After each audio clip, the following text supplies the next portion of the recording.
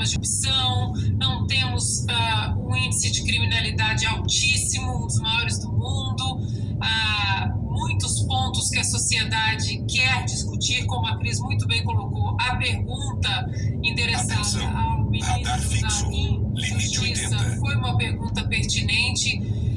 Dá até preguiça de falar de um ser humano tão imaturo, infantil, que não tem engarrafamento à frente, entre a Avenida Rio de Janeiro e a RJ 104, rodovia Niterói-Manilha, 4 minutos de atraso. A gente não sabe nem o que comentar. Agora, curioso que ele não colocou os outros memes, né? Ele colocou os memes fabricados pela turma dele. Porque, senhor Flávio Dino, os outros memes, né, de super-heróis, assim, não tão em forma, digamos assim, a internet também ficou espalhado deles, né? De Vingador, ele não tem nada. Ele tem de vingativo, como nós falamos ontem, né? Agora, melhor ter algum problema psiquiátrico, algum problema psicológico, do que ter desvio de caráter, problema de caráter. Augusto Nunes, muito boa noite, seja bem-vinda de volta aqui. Obrigado, estava com saudade. Nós também. Nossa chefe, minha querida parceira, Ana. Boa noite, Cris, que bom ter você por aqui. Boa noite a você que nos acompanha. Bom, é perfeita a observação, né? Perfeito o que disseram a Cris e a Ana. Tem assuntos sérios a tratar, sobretudo na área de segurança pública. Justiça, pouco ele tem a fazer aí, porque está tudo por conta do ministro Alexandre de Moraes. Essa área já foi confiscada. Agora, a segurança pública brasileira, ela lida com problemas seríssimos. O PCC não para de crescer. As cidades, as capitais brasileiras se sentem completamente inseguras. As grandes cidades estão cada vez mais expostas. E o Brasil, como lembrou corretamente o senador Sérgio Moro, não tem uma política de segurança. Ela começou a ser esboçada no governo Bolsonaro, pelo Moro, sobretudo, e que botou em cadeia, em presídios de segurança máxima mesmo, os chefões do crime organizado, e está tudo parado, né? Ele só existe na cabeça deles, aí o Flávio Dino incluído, o problema do golpe de Estado ensaiado por civis desarmados em 8 de janeiro, né? Na cabeça confusa deles. Eu acho também que os parlamentares devem aproveitar essas sessões, essas conversas, para desmascarar de vez após 800 metros, passe pelo pedágio, depois mantenha-se à direita. Trânsito lento em Rua Visconde, Uruguai, engarrafamento à frente. Entre Rua Marquês de Caxias e Rua da Conceição, 3 minutos de atraso. Pelo PSB, Partido Socialista, para se eleger com mais facilidade, aí senador pelo Maranhão. Então tem que se perguntar o seguinte, com que regime ele sonha? Com o regime de partido único, que ele sempre defendeu? Com o regime comunista, que está no nome do partido, a que ele sempre pertenceu? Ninguém pergunta. Ele vem com aquela conversinha, como lembra a Ana, de não, graças a Deus, não. Perguntem seriamente. Ele quer a sociedade socialista, ele quer a abolição do capitalismo. Isso aí precisa ser tratado seriamente. Agora, quantas piadas que ele faz, eu tenho uma sugestão muito simples aí, que foi proposta por milhares aí de frequentadores nas redes sociais. A fantasia óbvia dele, o herói óbvio dele é o Capitão Gay. Passe pelo pedágio, depois mantenha-se à direita. O Dino poderia incorporar para homenagear até o grande humorista que o João foi. O physique de rôle, isso ele tem. Né? E pronto, ele gosta de brincar no carnaval, pelo menos sai de Capitão Gay. E a Comissão de Segurança Pública da Câmara já fez um novo convite pelo pedágio, voltar à casa dessa vez para comentar discutir as invasões de terra do MST. Cris, Ana e Augusto, Atenção, vamos ver se dessa vez radar eles fixo, de limite responder 60. as perguntas dos parlamentares. Agora 17 horas e 57 minutos. E o governo Lula liberou o pagamento de 9 bilhões de reais em emendas de relator que tinham sido negociadas na gestão de Jair Bolsonaro.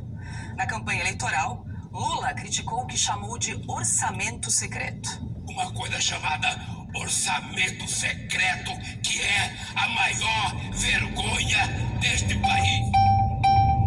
Mantenha-se à direita, Quer ter um pouco de depois vergonha, mantenha-se não à era direita. secreto. Ora, por que define o orçamento secreto? Ninguém pode saber quem é o deputado que recebeu. Ninguém pode saber o que ele fez. Ora, se é uma coisa honesta, se é uma coisa digna, por que todo mundo não sabe? Por que o presidente da Câmara não publica? Por que os deputados não publicam? As emendas de relator são os recursos do orçamento da União que deputados recebem para aplicar em suas bases Após políticas nas 800 áreas de metros, saúde, vire à educação. esquerda, A falta de rumo ao transparência na Amazonas. destinação das verbas é motivo de críticas. Em dezembro do ano passado, o Supremo declarou o mecanismo inconstitucional. Apesar disso e do discurso inflamável do 500 candidato metros, Lula no período vire à eleitoral, esquerda. o Planalto não colocou em prática nenhum procedimento para dar mais transparência à negociação. E aí, Augusto, não foi só Lula que chamou de orçamento secreto, a grande mídia também comprou essa ideia, depois virou emendas do relator, né? Com a eleição de Lula.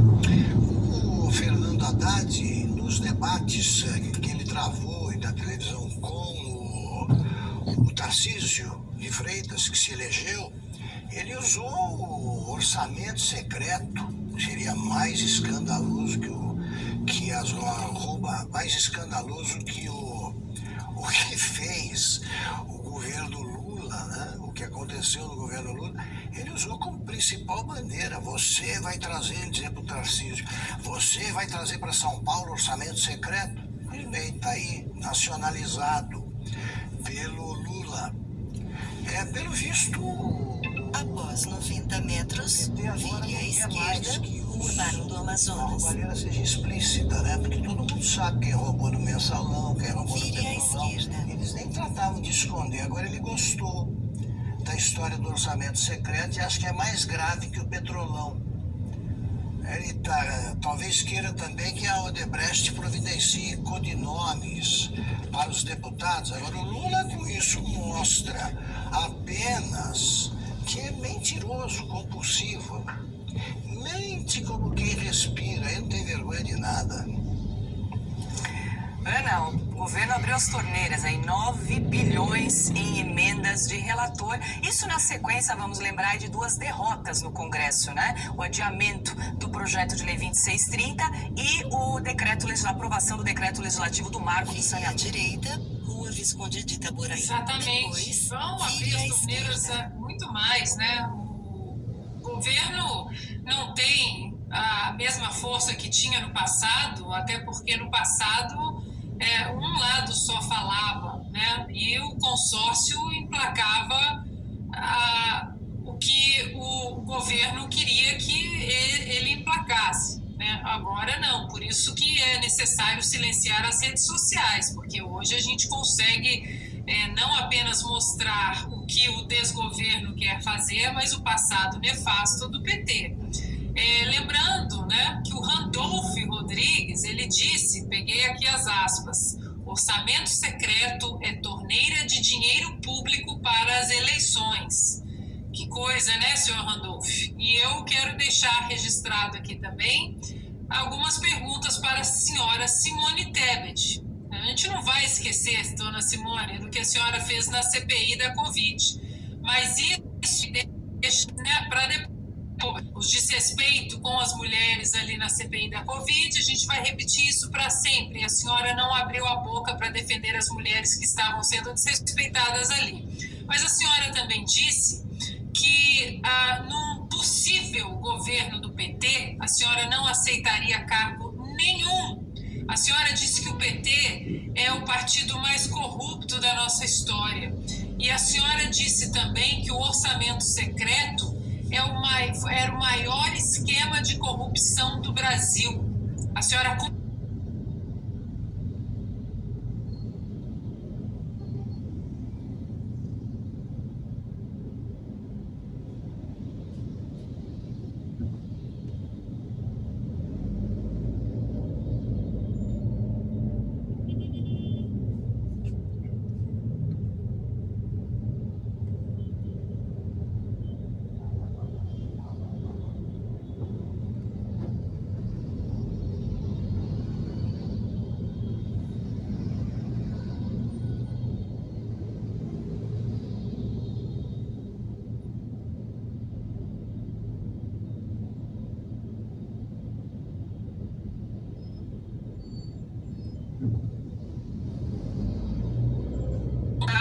Queria colocar essa pecha de lento em Rua São João, engarrafamento à frente, entre Rua Maestro Felício Toledo e Avenida Visconde do Rio Branco, 3 minutos de atraso. Que eram emendas de relator, mas a imprensa não abria mão de chamar de orçamento secreto. Virou o ano, virou o governo, mudou tudo.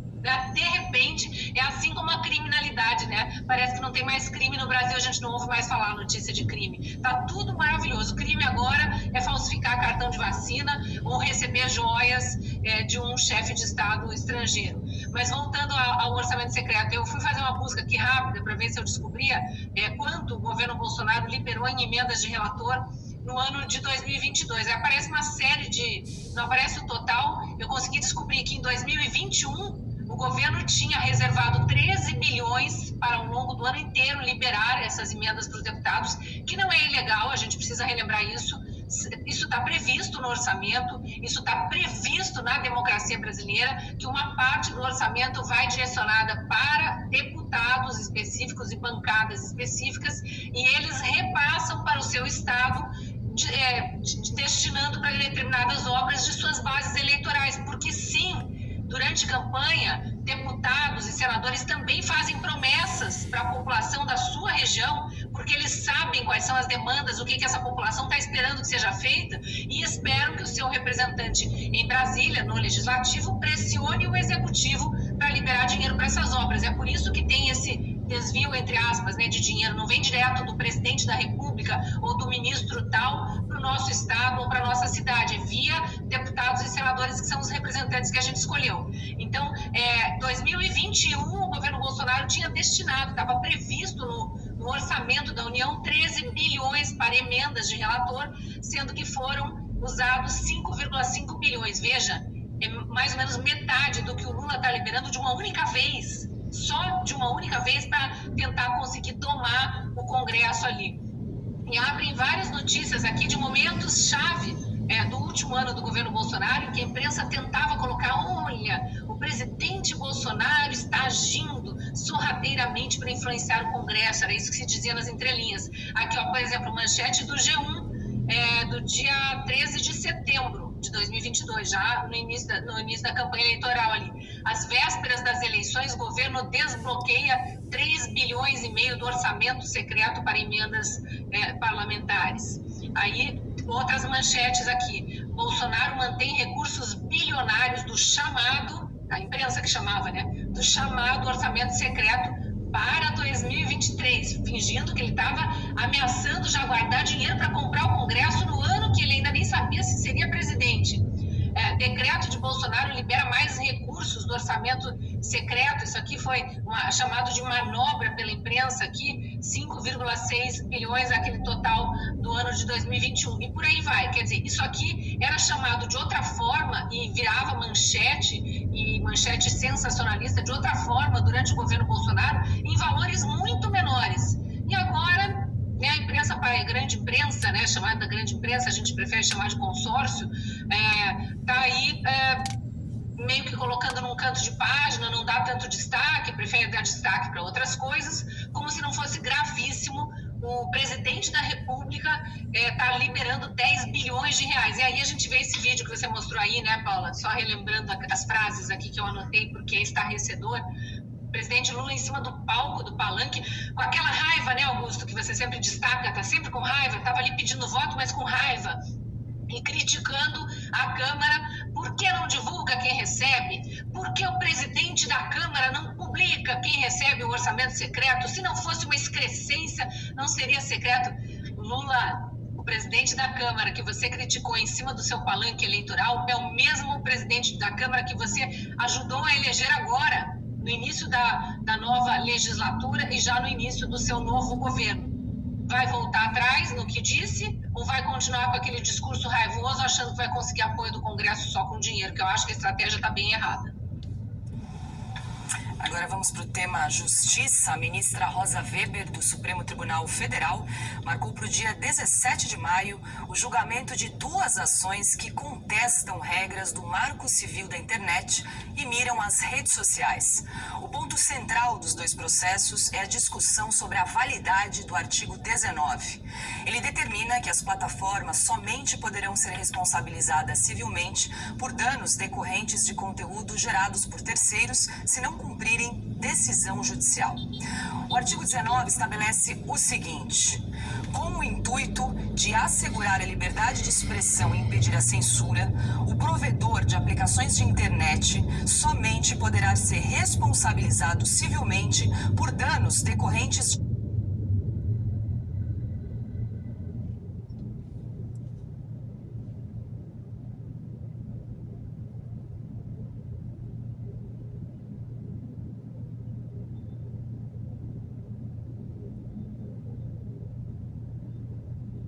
de conteúdo gerado por terceiros, se, após decisão judicial específica, não tomar as providências para, no âmbito e nos limites técnicos do seu serviço e dentro do prazo assinalado, tornar indisponível o conteúdo apontado como infringente, ressalvadas as disposições legais em contrário. Discutir a possibilidade de decisões judiciais permitirem o bloqueio de serviços de mensagens pela internet, como o WhatsApp e o Telegram. Rosa Weber marcou a data após os relatores dos recursos, ministros Luiz Fux e Dias Toffoli, liberarem os processos para julgamento. Ana, chama atenção, destacar nesse artigo 19 o início, que diz o seguinte: com o intuito de assegurar a liberdade de expressão e impedir a censura. Quer dizer, esse artigo que pode receber uma nova interpretação pelo Supremo. A Constituição está recebendo uma nova interpretação todos os dias. Todos os dias a Constituição, artigo 5º, que fala sobre nossas liberdades, liberdade de imprensa, liberdade de expressão, o indulto presidencial sofreu uma outra interpretação. Esqueçam a Constituição. Interpretação agora é a caneta, do que os ministros querem decidir. Então, o que vai acontecer daqui para frente, e nós estamos falando aqui todo santo dia, uma ditadura do judiciário, não temos mais leis, não temos mais um norte jurídico, não temos mais processo legal, não temos mais sistema de defesa, não temos investigações, acabou. E quem vai parar essa insanidade toda? Quem vai parar? Rodrigo Pacheco, que está de olho numa cadeira do Supremo Tribunal Federal, está ali mendigando para o Lula uma indicação ao Supremo Tribunal Federal? Não vai fazer nada. Vai deixar as inconstitucionalidades dos ministros do Supremo, dessa composição do Supremo, pavimentar esse caminho ativista militante. O STF vai matar no peito tudo aquilo que os nossos legisladores, eleitos pelo povo, não quiserem passar, não quiserem discutir, ou derrotas que o governo pode sofrer no Congresso, derrotas justas, É ali que é o campo, é ali que a bola é jogada, no Congresso, na Câmara, no Senado. Mas se a bola ali não faz o gol que o Supremo quer fazer, ou que o Lula quer fazer, o Supremo vai matar no peito, vai cavar o pênalti. E nós estamos no escuro. A quem nós vamos recorrer? O problema dessa ladainha que eles colocam no documento momento é decisão judicial específica, danos por terceiros. A gente sabe muito bem que quando eles jogam essas palavras dessa maneira, tudo pode ser encaixado em danos por terceiros, em decisão judicial específica, porque por mais que eles escrevam decisão judicial específica, nós temos Rodrigo Constantino, a Bárbara do Te Atualizei, o Paulo Figueiredo, o próprio nosso querido Guilherme Fiuza, com as redes sociais bloqueadas, sem saber o que fizeram. Então, a decisão judicial específica funciona para um lado. Eu vou derrubar a sua rede social e você não vai saber por quê. Eu não sei mais a quem recorrer, Paula. Estamos num momento muito complicado no Brasil. Cris, esse julgamento no STF, marcado para o próximo dia 17 de maio, vai se debruçar sobre assuntos extremamente importantes, né, como a liberdade de expressão, artigo 19 do Marco Civil da Internet, e também vai discutir a possibilidade de decisões judiciais bloquearem serviços aí de Telegram ou de Instagram também, os serviços de mensagens instantâneas, né?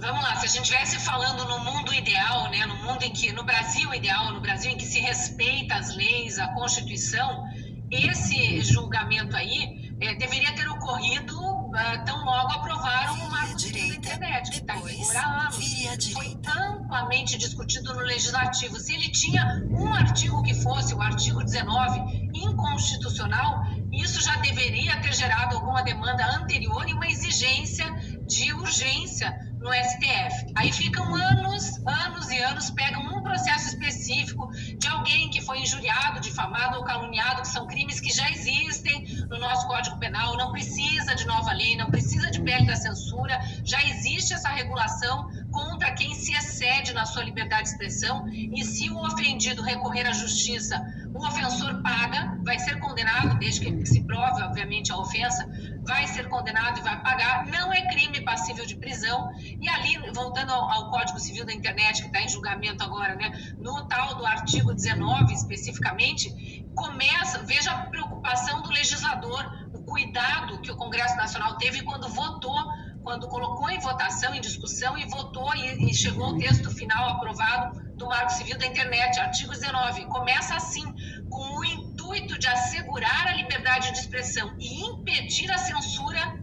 O provedor de aplicações de internet somente poderá ser responsabilizado por danos decorrentes de conteúdo gerado por terceiros, se após a ordem judicial não tomar providências. Então, o legislador teve cuidado, vamos colocar bem claro aqui, para que no futuro, eventualmente, se algum com um espírito mais tirânico aí quiser tentar implantar algo parecido com censura no Brasil, já esteja bem claro aqui no artigo que não pode censurar provedor de internet, não pode censurar rede social, só porque um usuário do serviço lá se excedeu na sua liberdade de expressão. O ofendido, voltando ao que eu falava antes, o ofendido vai lá na justiça, processa por calúnia, injúria e difamação, o ofensor responde judicialmente.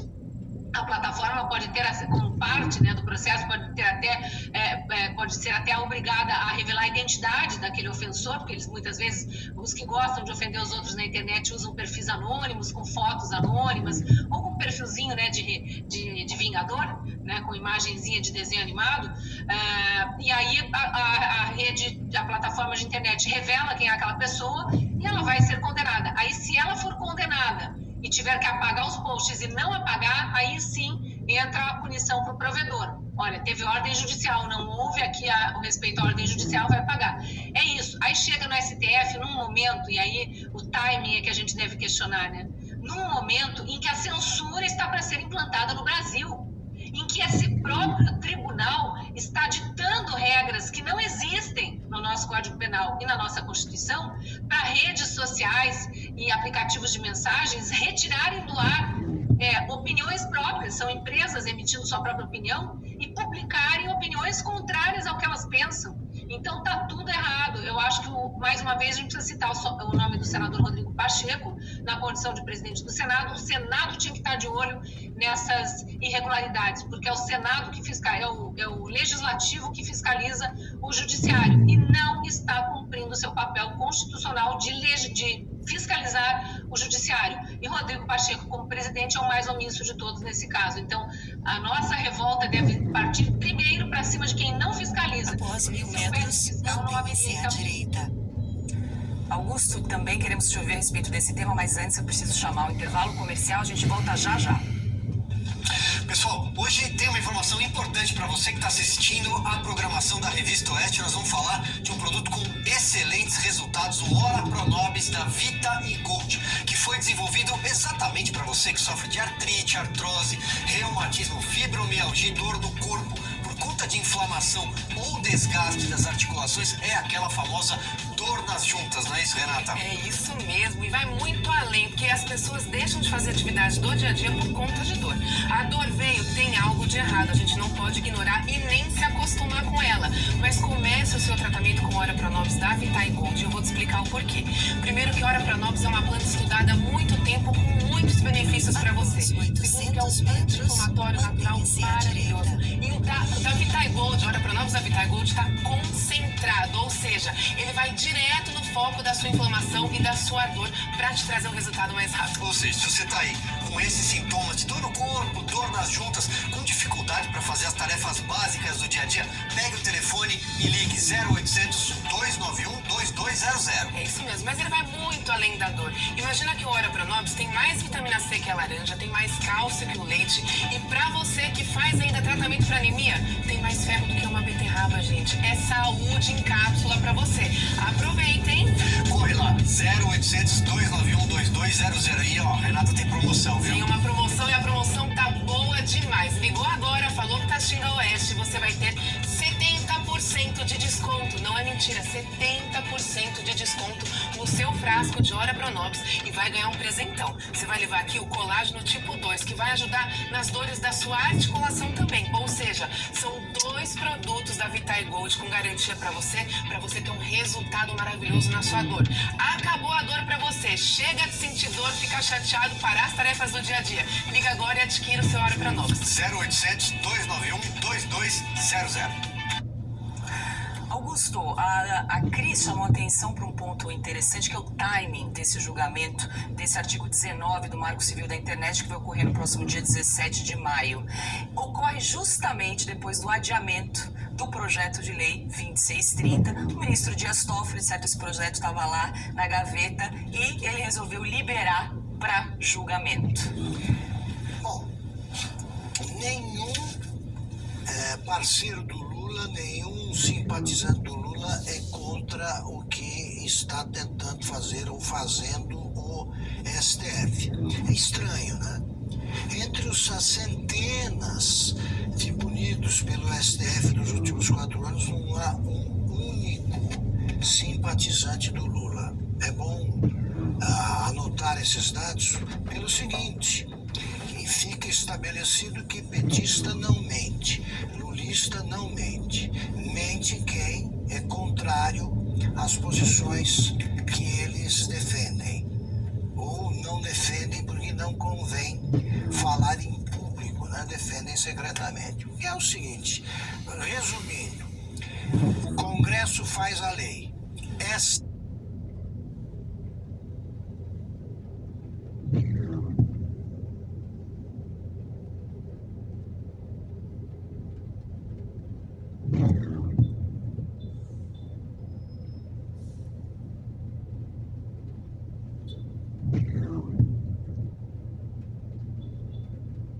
A lei põe a liberdade de expressão e atropelando as atribuições de outro poder.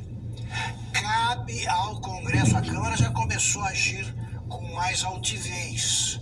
Os sinais de altivez, pelo menos alguns vêm vindo de lá. O Senado precisa começar a agir assim.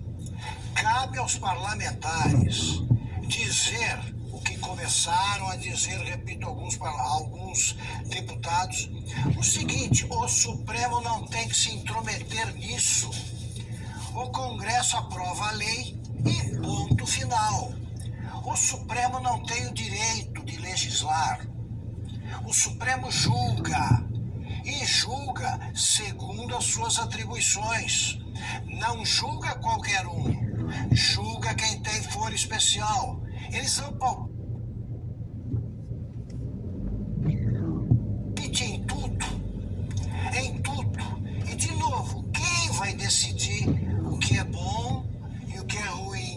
ser divulgado. É muita pretensão. É muita pretensão. Eles estão superando a imaginação de romancistas, aí, cineastas, que foram fundo nessa devassa, né, do funcionamento de um regime autoritário. Está na cara que eles querem acabar com a liberdade de expressão. E está garantida essa liberdade pela Constituição. Trânsito lento em Avenida Visconde do Rio Branco. Engarrafamento à frente. Entre Rua Frois da Cruz e Avenida Visconde do Rio Começa a se Branco. preparar 5 para minutos de exigir atraso. nas ruas, o que não é ilegal, que a sua vontade seja feita. É um poder, que nesse caso aí, nesse embate, um poder é formado por representantes do povo eleitos. O outro é formado por advogados indicados pelo presidente da República.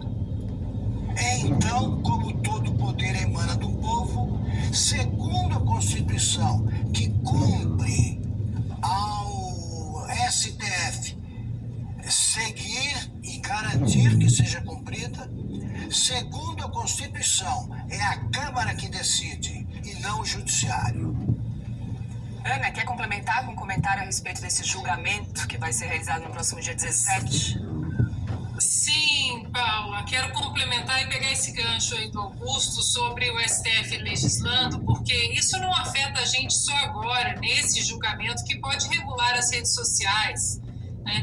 Isso dá uma abertura para o Supremo para legislar em absolutamente tudo, né? A Agenda 2030 está aí, batendo na porta. O Barroso já disse, né, que o Supremo Tribunal Federal está engajado com a Agenda 2030 e dentro dessa Agenda 2030 está exatamente o ativismo judicial. Porque legisladores escutam os seus eleitores, então, olhando num futuro médio, longo prazo, é perigoso demais isso, porque eles vão legislar sobre tudo: aborto, drogas, racismo, homofobia, liberação de outras coisas, né, que não vamos adentrar aí a um debate honesto dentro da sociedade, né, um debate público, intelectualmente honesto. É um perigo enorme. 400 metros, mantenha-se à Aqui direita. nos Estados Unidos, uma canetada de 1974 de uma Suprema Corte, uma composição ativista, a Suprema Corte Americana, que legislou colocando na Constituição aí uma emenda sobre o direito ao aborto. Foi um caos, né? Só foi revertido isso o ano passado. E a Suprema Corte do ano passado, né, agora com maioria constitucionalista, fez o quê? Devolveu, os estados decidem. Mas é uma situação, né, uma estrutura da República aqui diferente. No Brasil, a gente não vai ter isso. Não tem devolução para os estados, eles sim debater, as populações dos estados debaterem o que eles querem. No Brasil vem tudo de cima, vem tudo de Brasília. E o STF vai legislar, esqueçam, o Congresso vai ser praticamente inexistente. E agora 18h26. A Associação Médica Brasileira divulgou um manifesto contra a resolução do Conselho Nacional de Justiça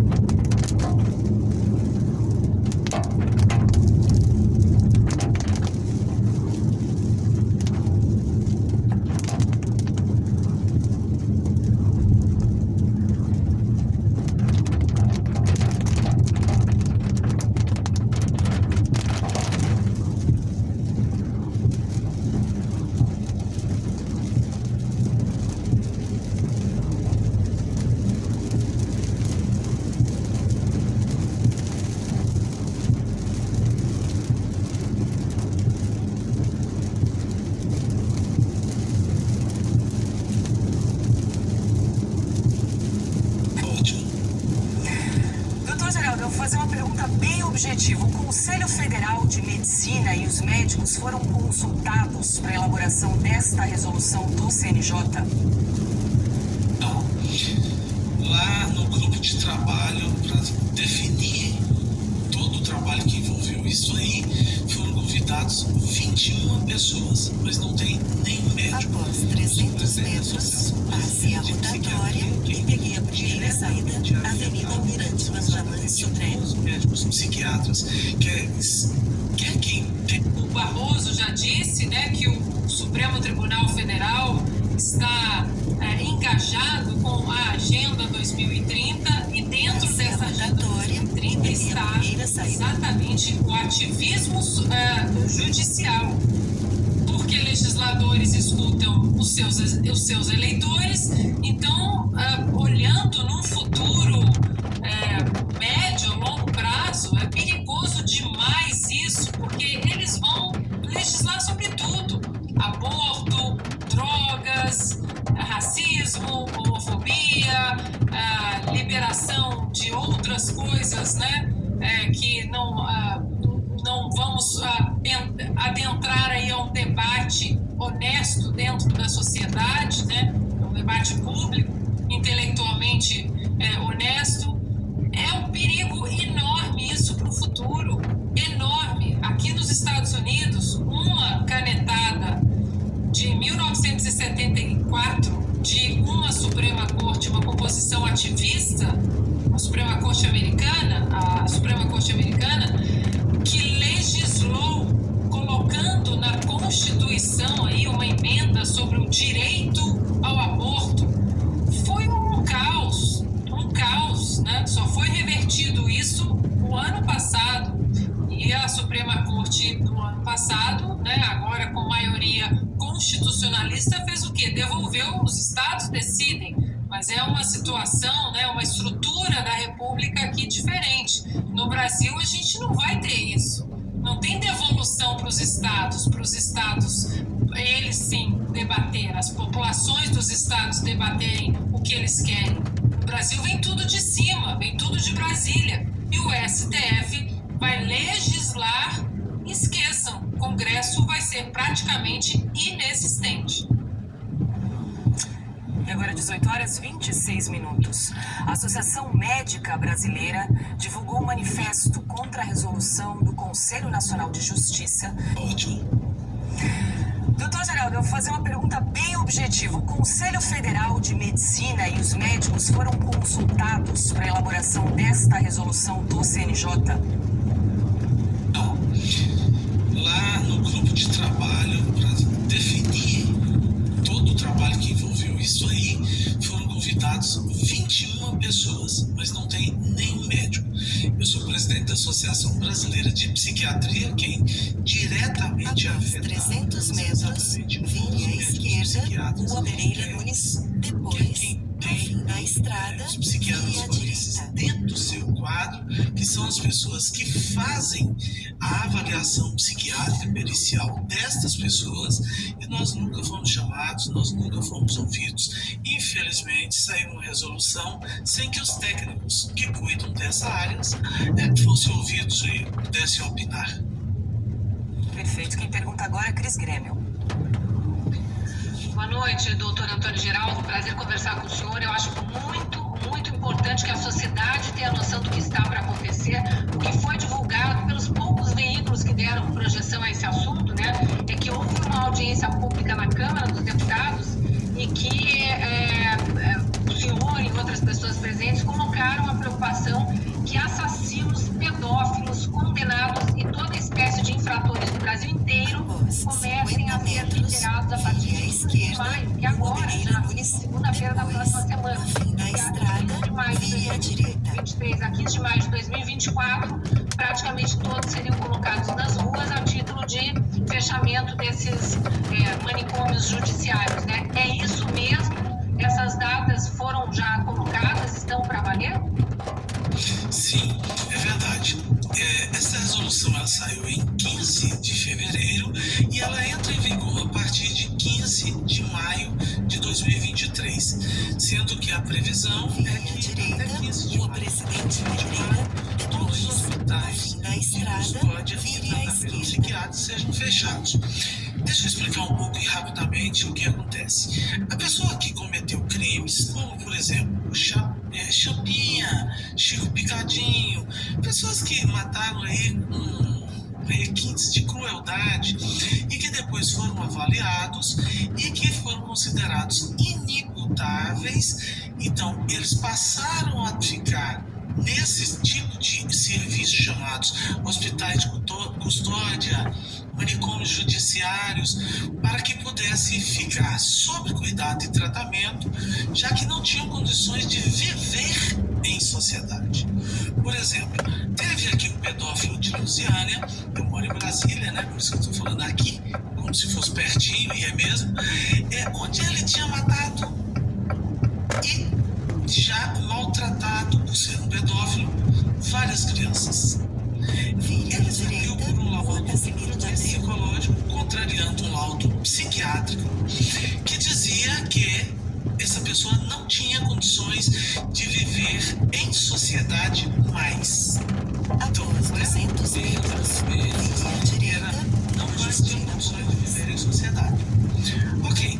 Ele, então, depois foi avaliado por um laudo psicológico, veja bem, um pedófilo, e que nesse laudo psicológico tinha dito que cessou a periculosidade dele. No fim da estrada, Se é vire à pedófilo, direita, não tem depois crianças chegou ao seu nos destino. presídios, nas cadeias, nas penitenciárias, ele não vai Vire ter à um direita, comportamento, mas não tem criança. depois chegou ao seu destino. Ele teve um comportamento, entre aspas, foi liberado e ele matou sete Chegou ao seu pessoas. destino, 7 crianças Rua e Justina adolescentes. Bulhões. Isso é muito grave, isso é muito perigoso. Nós não podemos, com uma resolução, acabar com hospitais de custódia e tratamento psiquiátrico, porque há a necessidade dessas pessoas que são inimputáveis, quer dizer, elas não são passíveis de pena, mas precisam viver fora da sociedade. Porque se você liberar, elas vão cometer crimes. Só o psiquiatra forense tem condição de dizer que cessou a periculosidade. Não pode ser por uma canetada, vamos dizer assim. Doutor Geraldo, antes de passar para a Ana e para o Augusto, eu só queria embarcar aí na carona da Cris, porque parece que a resolução do CNJ diz o seguinte, que uma vez que essas pessoas, pacientes, forem liberadas, essas pessoas que cometeram crimes, elas poderão escolher se elas querem ou não seguir em tratamento. Isso procede? Está na resolução. Eu, inclusive, daqui a pouco tenho que dar uma aula sobre isso. E eu disse para evitar quaisquer questões de sermos, por exemplo, acusados de fake news, que eu vou ler a resolução com as pessoas. A resolução é clara. Você vai tratar onde? Você vai tratar no sistema ambulatorial do SUS, que não tem nenhuma condição de atender a população brasileira hoje doente mental. Nós temos mais de 70 milhões de pessoas com algum tipo de doença mental no Brasil. E eles vão ter que acolher também essas outras pessoas, dizendo que quando precisar de uma internação, por exemplo, vai ser feita no hospital geral. E o que tem no hospital geral? Nós temos leitos psiquiátricos em alguns hospitais gerais. Nós temos